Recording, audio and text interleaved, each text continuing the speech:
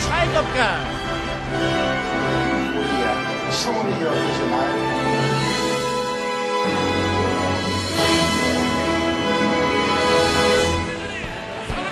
승리의 주님, 구원의 주님, 죄악의 권세를 이기사네.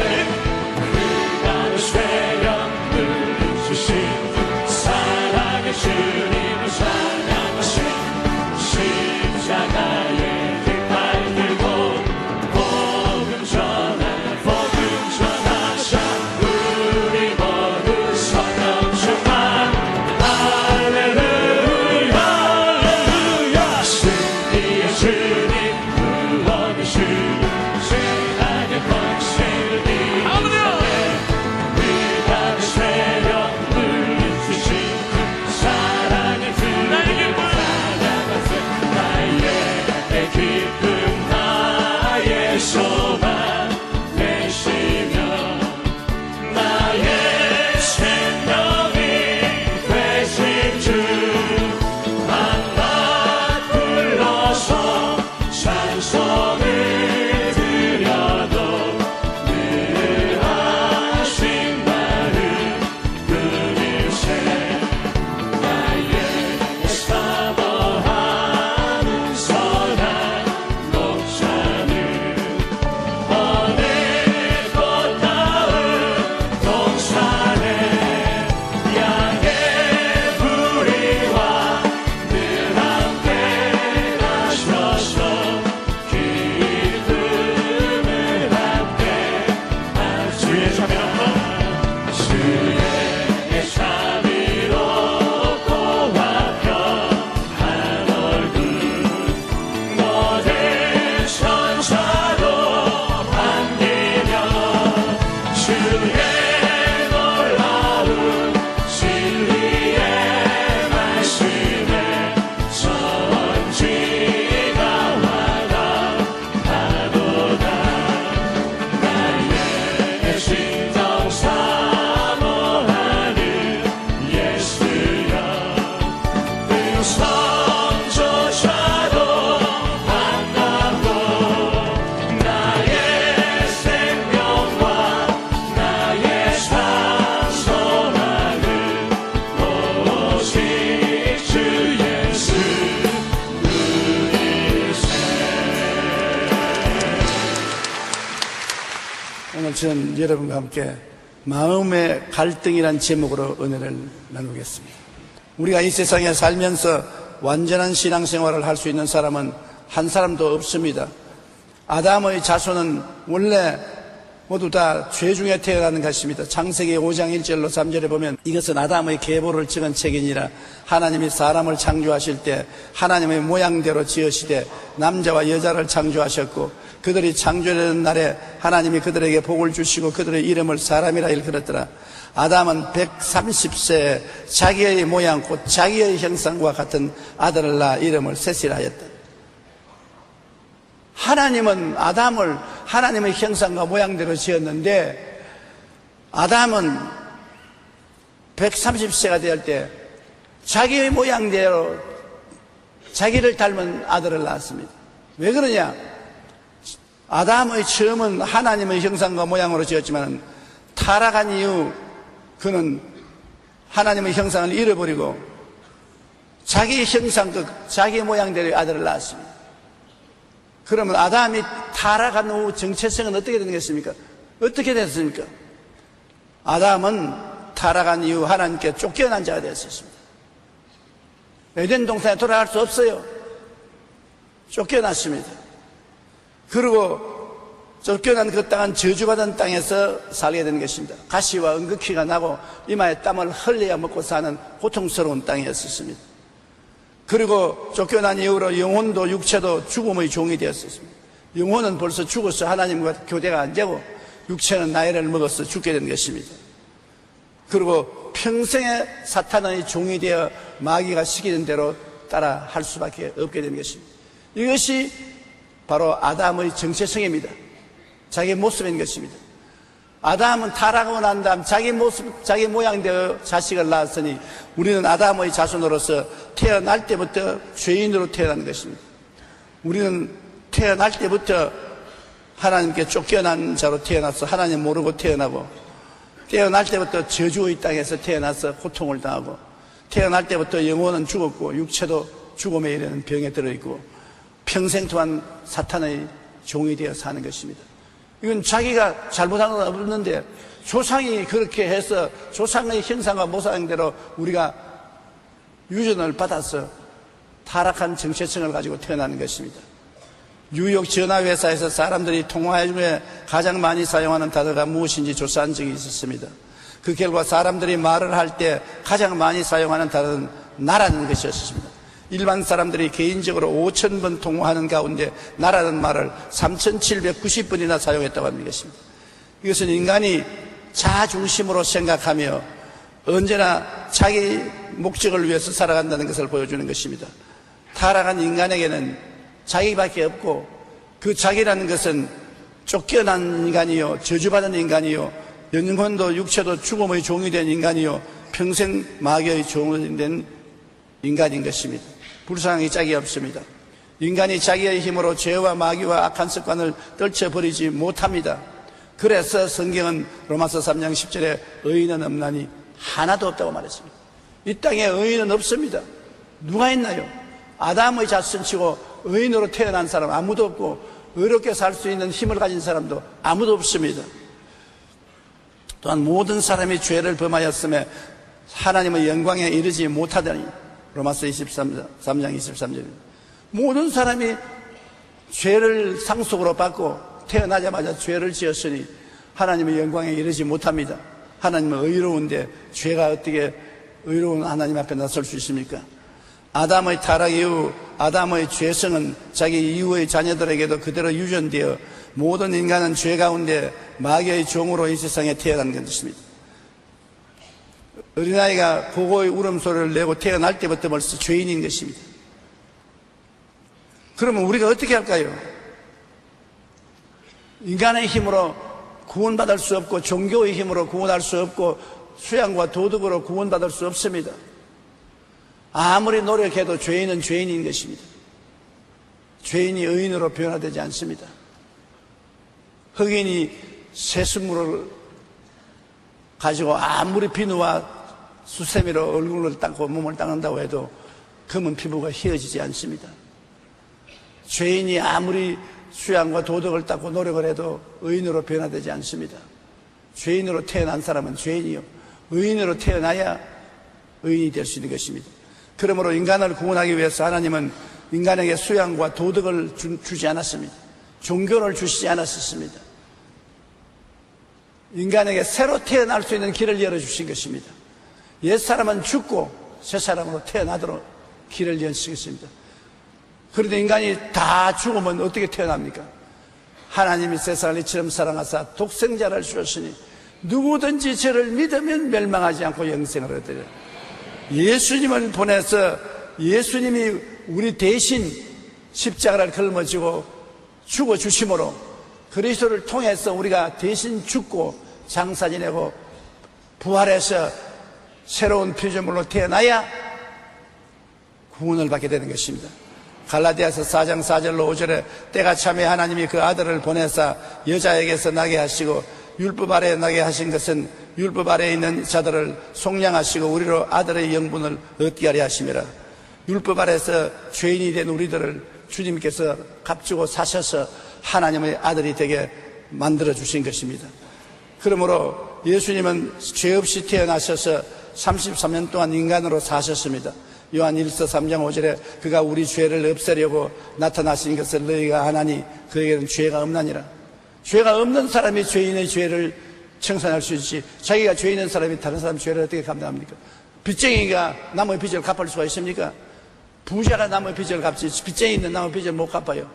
우리는 죄의 빚을 져서 갚지 못할 것을 예수님은 의의 부자니까 그 빚을 갚아줄 수가 있는 것입니다. 한두 사람의 빚이 아니라 온 인류의 죄의 빚을 일생을 다 통틀어서 청산해 줄 수 있는 능력을 가지고 있는 것이 예수님인 것입니다. 히브리서 4장 15절에 우리에게 있는 대제사장은 우리의 연약함을 동정하지 못하실 리가 아니요 모든 일에 우리와 똑같이 시험을 받으시로되 죄는 없으시니라. 우리와 똑같은 인간으로서 시험을 받고 살았지만 죄 없이 그는 살았습니다. 그리고 인간의 속죄 제물이 되어주셨습니다. 이사야 53장 5절로 6절은 너무나 감격적입니다. 언제나 이 성경을 볼 때마다 마음에 하나님의 영광과 감사가 넘쳐나는 것입니다. 이사야 53장 5절로 6절을 다 같이 읽어보십시다. 그가 찔림은 우리의 허물 때문이요 그가 상함은 우리의 죄악 때문이라. 그가 징계를 받음으로 우리는 평화를 누리고 그가 채찍에 맞음으로 우리는 나음을 받았도다. 우리는 다 양 같아서 그릇 행하여 각기 제 길로 갔거늘 야훼께서는 우리 모두의 죄악을 그에게 담당시켰도다. 도대체 이런 일이 있을 수가 있습니까? 그가 찔린 것은 내 허물 때문이고 그가 상한 것은 내 죄악 때문이다. 그가 하나님께 버림받고 고통받는 징계를 받은 것은 내가 평화를 누리게 하기 위함이다. 그가 채찍에 맞은 것은 내 병 때문에 채찍에 맞아서 나를 낫게 하기 위한 것이다. 우리는 다 제 멋대로 살았는데 그 제 멋대로 살은 죄악을 주님은 예수님께 담당시켰던 것입니다. 그러니 예수 한 분을 통해서 온 인류가 옛사람은 죽고 장사 지내고 새 사람으로 살아날 수 있는 놀라운 특권을 얻게 된 것입니다. 그러므로 예수 그리스도를 믿으면 우리는 그리스도의 옷자락을 잡고 천국에 갈 수가 있게 된 것입니다.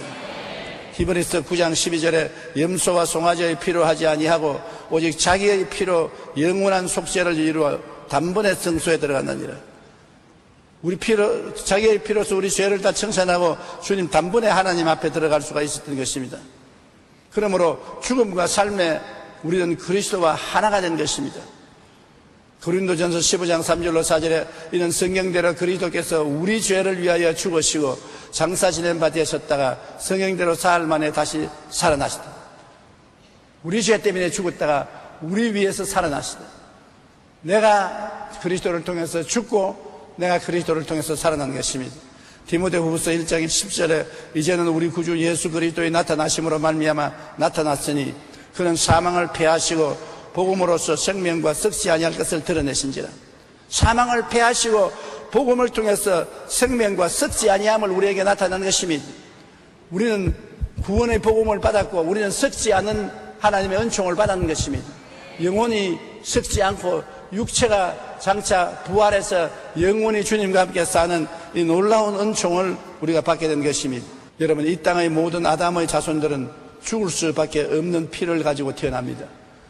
우리 인간의 속에 죄물이 되신 예수 그리스도께서 속죄의 피를 우리에게 수혈해 주지 아니하면 살아날 수 없습니다.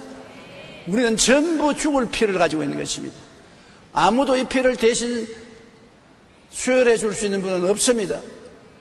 그래서 하나님의 아들이 하늘에서 사람으로 오신 것은 사람이 되어야 사람의 피를 수혈해 줄 수 있기 때문에 하나님은 사람의 피를 갖고 있지 않습니다.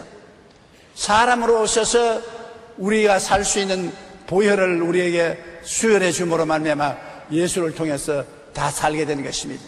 오늘날 죄를 짓고 불의하고 추악하고 죽어가는 사람도 예수 그리스도의 이름을 부르면 성령으로 그리스도의 피가 우리 속에 들어와서 우리를 깨끗하게 해주시는 것입니다. 그러므로 나의 죄를 씻기는 예수의 피밖에 없네. 다시 성취하기도 예수의 피밖에 없네. 예수의 벌린 피, 귀하고 귀한 피인 것입니다. 그러나 이렇게 해서 구원을 받고 나면 마음에 갈등이 시작하는 것입니다. 왜냐하면 우리의 마음속에 주인이 바뀌었기 때문인 것입니다. 우리가 부모에 태어난 아담의 자손일 때는 마귀가 우리의 주인이었었습니다. 에베소 2장 2절로 3절에 보면 그때 너희 가운데서 행하여 이 세상 풍조를 따르고 공중의 권세 잡은 자를 따랐으니 곧 지금 불순종의 아들들 가운데서 역사하는 영이라. 전에는 우리도 다 그 가운데서 우리의 육체의 욕심을 따라 지내며 육체와 마음의 원하는 것을 하여 다른 이들과 같이 본질상 진노의 자연이었더니 마귀가 우리의 주인으로서 마귀가 시키는 대로 끌려다녔습니다. 하나님과는 원수된 삶을 살았습니다. 왜냐? 우리는 그렇게 태어났기 때문인 것입니다. 그런데 예수님이 오셔서 우리의 죄악을 다 청산하고 난 다음에 마귀를 쫓아내고 마귀의 있던 자리에 새로운 주인으로 들어오신 것입니다. 갈라디아서 2장 20절에 내가 그리스도와 함께 십자가에 못 박였나니 그런즉 이제는 내가 사는 것이 아니요 오직 내 안에 그리스도께서 사신 것이라. 이제 내가 육체 가운데 사는 것은 나를 사랑하사 나를 위하여 자기 자신을 버리신 하나님의 아들을 믿는 믿음 안에서 사는 것이라. 자, 그러니 마음속에 예수님이 들어오셨는데 마음과 육체를 점령하고 있던 마귀는 마음에서 쫓겨나가서 육체에 붙어있고 예수님은 우리 마음을 점령하셨습니다. 그러므로 마음으로 이제 우리는 하나님과 같이 사는데 육신은 아직 마귀에게 묶여 있습니다. 그러니 끊임없는 투쟁이 시작될 수밖에 없습니다. 마음의 주인이 바뀌어서 마귀가 쫓겨나가고 예수님이 주인으로 들어오시는데 육체는 아직 마귀에게 속해 있으니 이제 육체와 마음의 전쟁이 시작되는 것입니다. 예수 믿고 편안하다 하더니 예수 믿고 난 다음 더 괴롭다는 말을 한 사람을 많이 들었었습니다. 그것은 신앙이 자라나고 구원을 받았다는 증거가 되는 것입니다. 로마서 7장 21절로 24절에 그러므로 내가 한 법을 깨달았노니 곧 선을 행하기 원하는 나에게 악이 함께 있는 것이로다. 내 속사람으로는 하나님의 법을 즐거워하되 내 지체 속에서 한 다른 법이 내 마음의 법과 싸워 내 지체 속에 있는 죄의 법으로 나를 사로잡아오는 것을 보는도다. 오라 나는 공고한 사람이로다. 이 사망의 몸에서 누가 나를 건져내랴. 사도 바울같이 위대한 주의 종도 오라 나는 공고한 사람이로다. 내 속에서 전쟁이 매일같이 일어나고 있으니 공고하다. 마음으로는 하나님을 따라 살고 하나님을 섬기고 하나님을 찬양하고 살고 싶은데 육체는 마귀의 유혹을 받아 육신의 정욕과 안목의 정욕과 이 세상 자랑을 따라 살려고 하니 사사건건이 시비가 걸리는 것입니다. 시비가 안 걸리는 것이 없습니다. 이 세상 끝과 하늘나라 끝 가운데서 하나님은 우리 속을 하늘나라로 이끌어가려고 마귀는 육체를 통해서 세상으로 이끌어가려고 하니 시비가 걸리고 싸움이 일어나지 아니할 수 없습니다. 그러므로 하나님의 성령을 통해서 이기는 사람도 있고 마귀에 끌려서 지는 사람도 있고 그러므로 신앙생활은 즐거움과 피투성이의 연합인 것입니다. 사람의 마음은 아침 저녁으로 변합니다. 결심하고 실천하는 것이 사흘을 가기 어렵습니다. 여기에 바로 인간의 고민과 갈등이 있는 것입니다. 오라 나는 공고한 사람이로다라고 바울이 고통한 것도 마음으로 원하는 선을 하지 않고 오히려 원치 않는 악에 빠지는 자신의 삶을 탄식했습니다. 인간은 마음과 육신의 끊임없는 투쟁 가운데 고통과 좌절을 경험하므로 그 속 사람을 굳세게 하지 않으면 안 되는 것입니다. 속 사람을 어떻게 강하게 할까요? 이 싸움에서 우리가 점점 이겨나가야 되겠는데 속 사람을 강하게 해야 되는 것입니다. 속 사람을 강하게 하기 위해서는 항상 말씀을 가까이 해야 되는 것입니다. 로마서 10장 17절에 믿음은 들음에서 나며 들음은 그리스도의 말씀으로 말미암는다고 말씀을 자꾸 믿고 들으면 읽고 들으면 믿음이 생기는 것입니다. 미국의 리버티 신학교의 김참격 박사는 88세의 노인인데도 불구하고 아직 신학교에서 다른 교수들과 마찬가지로 모든 강의를 담당하고 주말에는 각처에 가서 집회를 엽니다. 그분의 건강 비결 중에 하나는 음식을 30번씩 씹어서 삼긴다는 것입니다. 그렇게 하니까 못 먹는 음식이 없고 모든 음식이 얼마나 맛이 있는지 모르는데요 30번 씹어 먹으면 그렇게 맛이 있답니다. 오래전부터 위대한 영성가들은 성경 말씀을 묵상하며 말씀 묵상을 소위 되새김질에 비유했습니다.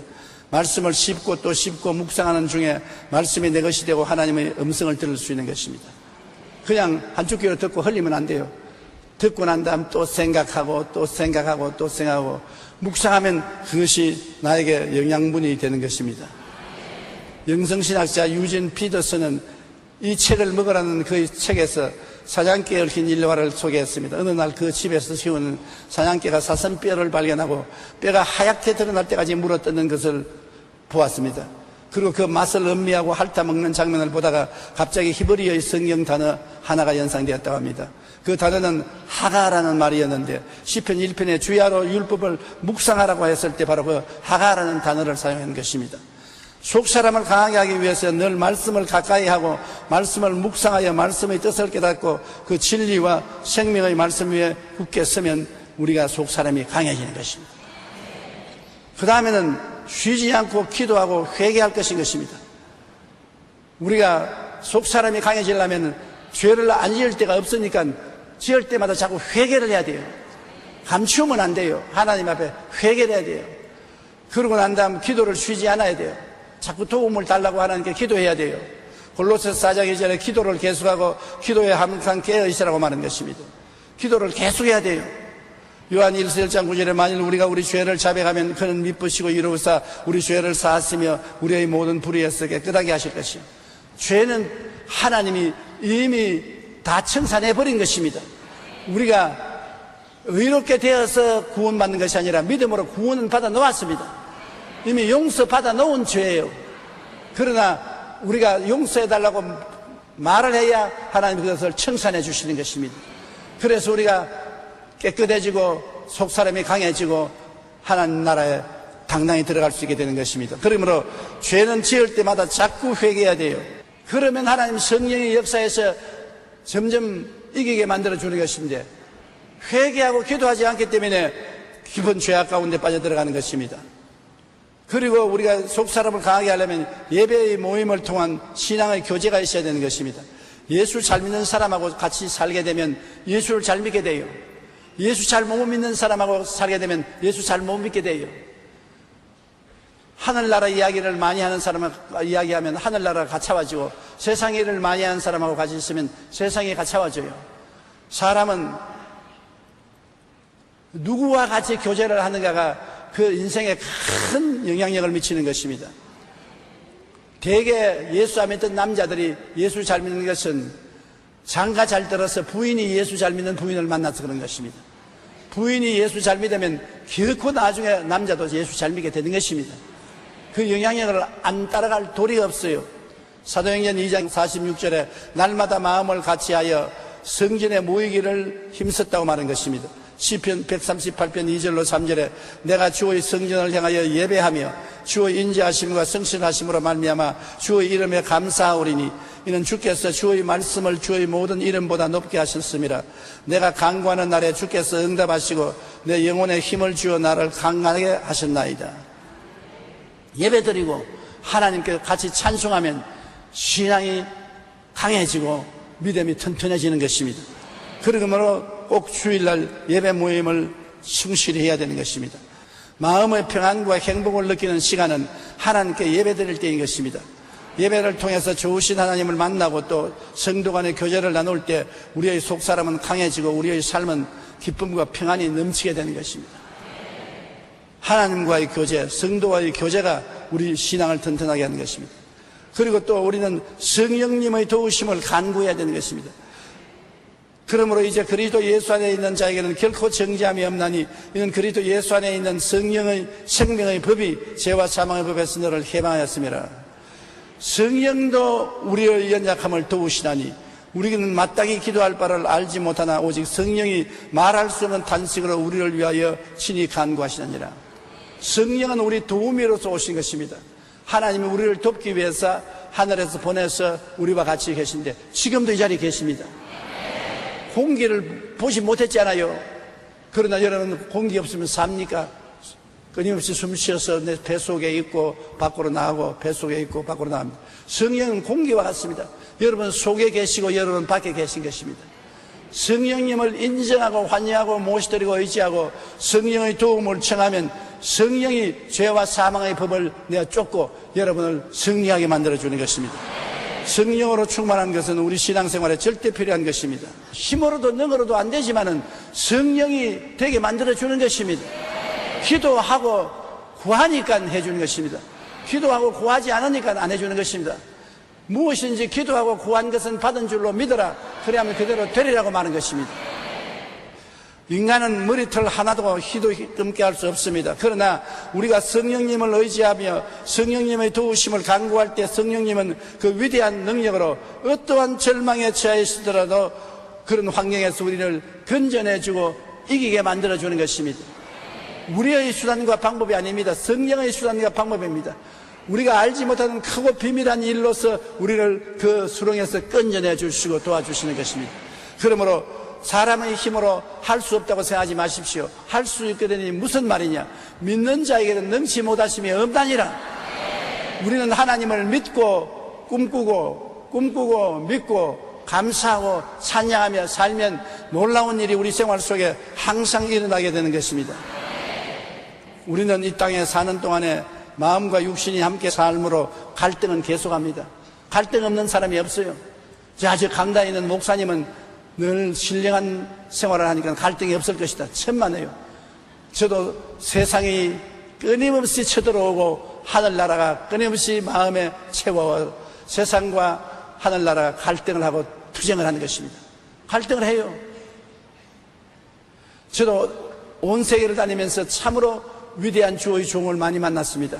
그럼 만날 때마다 내가 묻는 것입니다. 당신은 마음에 갈등이 없습니까?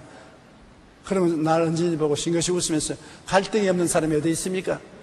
매일 갈등으로 예수 이름으로 싸우는 것이지요. 황영진 목사님이 상을 타고 난 다음에 기자가 가서 물었습니다. 목사님의 마음에는 하늘나라가 가득하지요? 고개를 흔들면서 나 죄 덩어리입니다. 황영진 목사님이 자신을 보고 나는 죄 덩어리라고 그러시죠. 우리 모든 사람이 훌륭하게 살려고 할수록 마귀의 공격은 강합니다. 유혹은 강합니다. 싸움은 끝이 없는 것입니다. 이 육신을 벗어버리는 날에 갈등은 끝날 것입니다. 육신을 입고 있는 이상은 항상 마귀는 우리 육신을 통하여 우리에게 갈등을 가져오는 것입니다. 타락시키려고 하는 것입니다. 이 세상에 완전히 거룩하고 온전하게 된 사람은 없습니다. 그렇기 때문에 여러분이 신앙생활 하면서 마음에 갈등이 있는 것이 정상적인 것을 아십시오. 나는 잘못된 것 아니냐, 나는 잘못 믿는 것 아니냐, 믿어봤자 소용이 없지 않느냐, 그런 생각을 하면 안 되는 것입니다. 갈등이 있는 것이 정상적입니다. 초신자들은 갈등이 세고 점점 신앙이 자라면 갈등이 점점 약해지지만은 완전히 갈등이 없어지는 사람은 아무도 없습니다. 갈등을 늘 우리는 극복하고 이겨야 되는 것입니다. 그러기 위해서 성경 읽고, 그러기 위해서 회개하고, 그러기 위해서 기도하고, 그러기 위해서 예배드리고, 그러기 위해서 성령 의지하고 나가는 것입니다. 그러면 우리는 갈등을 극복하고 천국까지 아름답게 들어갈 수 있게 되는 것입니다.